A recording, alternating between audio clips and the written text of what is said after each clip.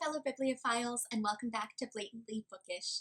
I'm Marissa and today I have put together a list of my top books of 2018 for you.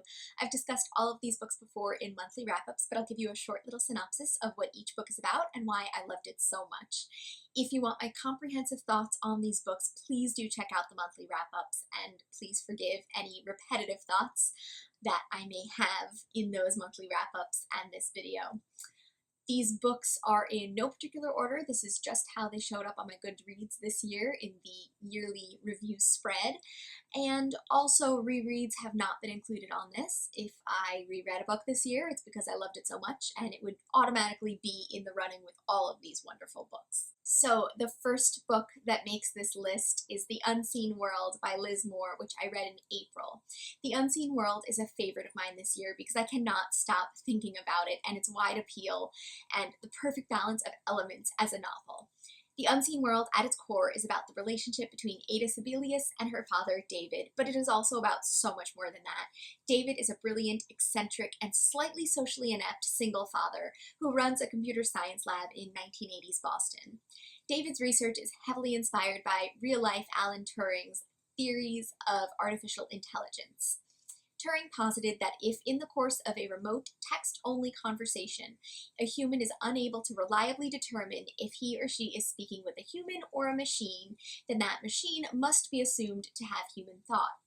Instead of a formal education, Ada goes with her father to work at his computer science lab. She interacts mostly with adults and graduate students there and David's language processing computer program named Elixir. Ada is content in her sheltered existence, but it soon becomes clear that David is keeping a life-changing secret from Ada that forces her out of the comfortable existence that David has created for the two of them. As Ada relies less and less on David, she becomes a detective-like figure, piecing together clues about her father's past to come to a greater understanding of his life and their relationship together.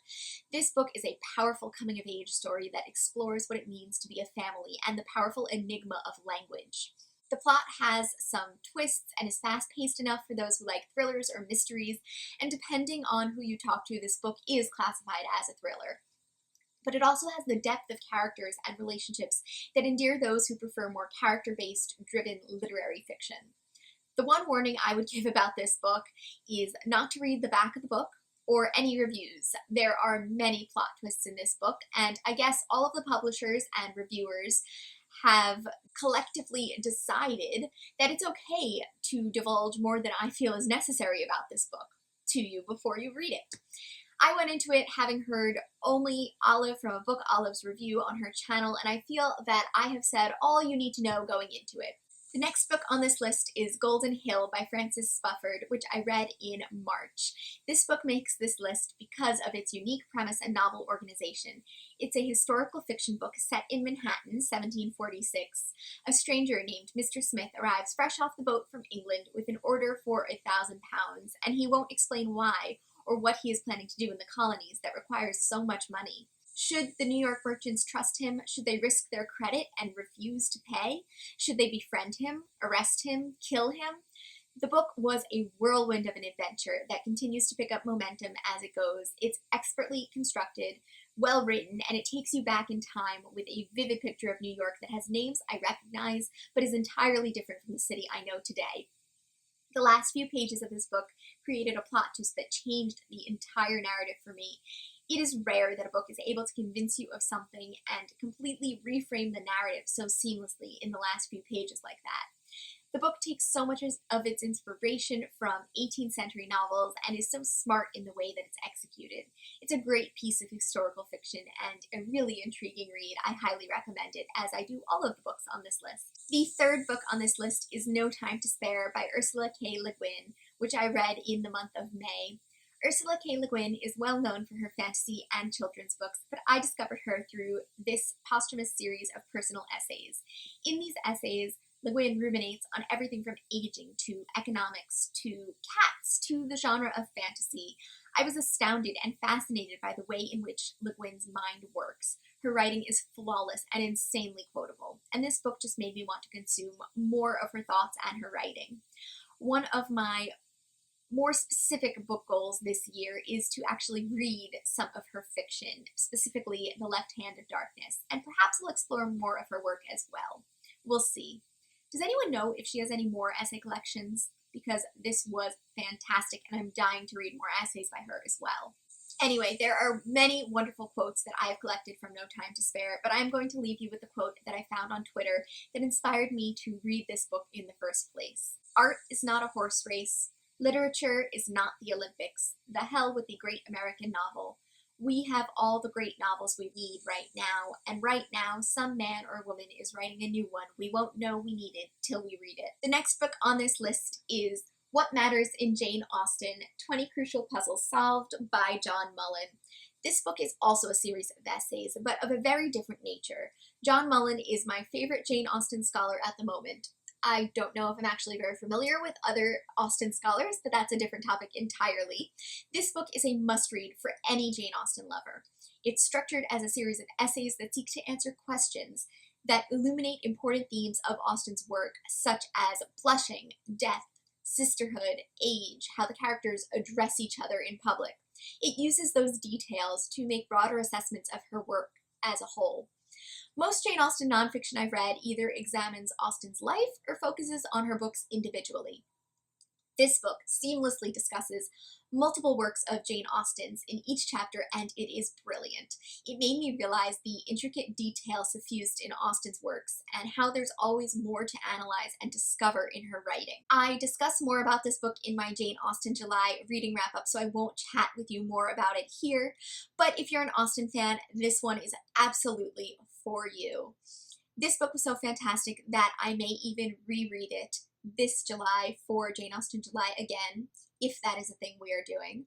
And perhaps I'll even be able to find another Austen scholar that I like as much as John Mullen. Any suggestions? In August, I read The Housekeeper and the Professor by Yoko Ogawa. And in March, I read Revenge by Yoko Ogawa as well. I think Ogawa is a brilliant author, and honestly, both of her books that I've read are basically on this list, but I wanted to talk to you a little more about The Housekeeper and the Professor today for whatever reason. Revenge, though, is wonderful. Actually, wonderful is not the best adjective for it. Rather, beautifully written with an eerie air of grotesqueness is more an apt way to describe it. But yes, both of these books were so fantastic. I read them both from the library copies, and I loved them so much that I went out and bought my own copies of them. But now more about The Housekeeper and the Professor. It's a beautiful, subtle story about the relationship between a housekeeper, her son, and an eccentric math professor with a traumatic brain injury. The professor cannot create new memories that last more than 80 minutes and is constantly interrupted in daily life to be reintroduced to those who he has met since his accident.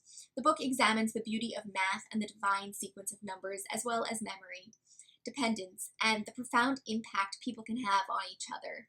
The book examines what makes us human at our cores. How is it possible to create meaningful relationships when something so vital as remembering new experiences with others is lacking?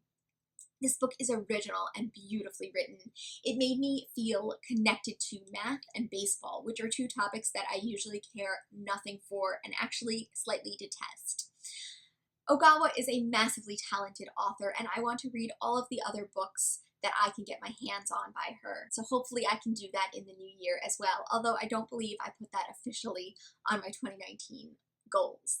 In April, I read Tipping the Velvet by Sarah Waters as a buddy read with Katie from Books and Things. It's a historical fiction book set in the Victorian era, so you probably see why I like it right off the bat. It's about Nance, an oyster girl who grows up shucking oysters in the quiet town of Whitstable, but she's captivated by the music hall act of Kitty Butler, a masher, which is sort of a male impersonator. Kitty offers Nance the opportunity to go with her to London as her dresser and exposes our main character to the theater as well as her own sexual preferences and the shadowy Victorian lesbian underground. This book explores one of my favorite topics, gender in the Victorian era, and was impeccably researched. It's a wonderful, gender-bending, coming-of-age adventure story and was simply delightful to read. The next book I want to mention is Charles Dickens's Our Mutual Friend. I finally finished this book this year and I fell in love with it. I honestly don't know if I would have enjoyed it quite as much if it weren't for Katie from Books and Things' in-depth discussion videos, but thanks to Dickens's spectacular writing and Katie's impeccable detailed understanding for the book, it's a new favorite of mine. This book and its multiple plots center around the death of Mr. Harmon and the legacy of his fortune, which was financed by profitable mounds of dust or garbage. He basically owned garbage heaps and made money off of any valuables that were discovered there. Harmon's will stipulates that his estranged son, John Harmon, stands to inherit his fortune on the condition that he marry a stranger named Bella Wilfer. But in the very opening of this book, John Harmon, the expected heir, is discovered dead in the Thames River. Who will control Mr. Harmon's fortune, and who killed John Harmon? This book untangles a large cast of characters who are all closely or distantly affected by the death of John Harmon, and in doing so, it provides a brilliant analysis and satire of Victorian society, including the importance of money, respectability, marriage, and so much more. I just discussed this further in my recent fall reading wrap-up, and I also discussed my reading experience of this in my video about Dickens and serialized reading, so I am going to leave my discussion of this book at that for now. The next book I want to add to this list is Watchmen by Alan Moore and Dave Gibbons. My boyfriend is going to be thrilled that this graphic novel has made this list. He's only been trying to get me to read it for years at this point. I just talked about it in my fall wrap-up video, so I will make this very brief.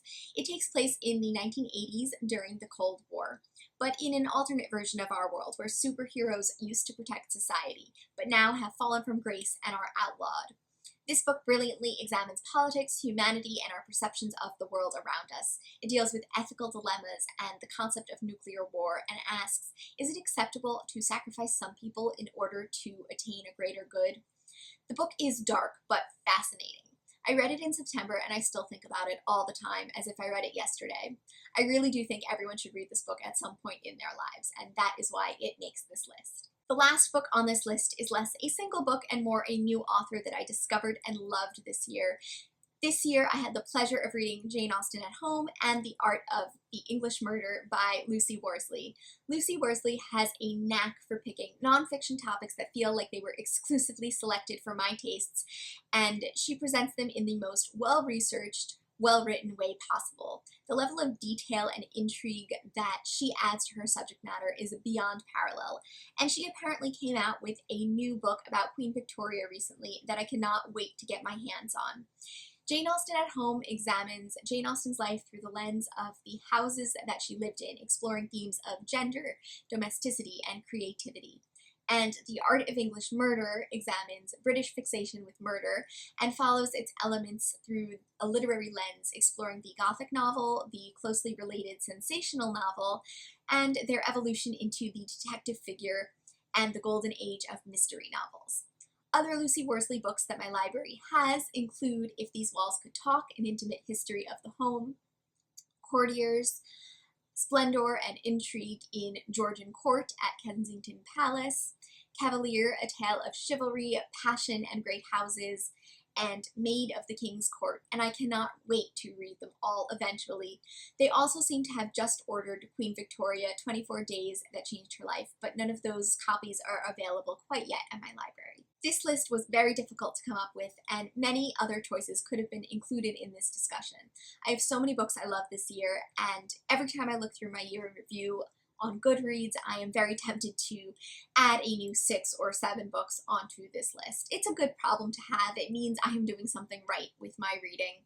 So that's all I have for you guys today. What were some of your favorite books of 2018? Do any of them overlap with mine? I'm going to try to watch everyone else's favorite books of 2018 videos because these end of the year favorites are some of my favorite videos to watch. So Happy New Year, and as always, I look forward to seeing you guys in another video soon. Bye!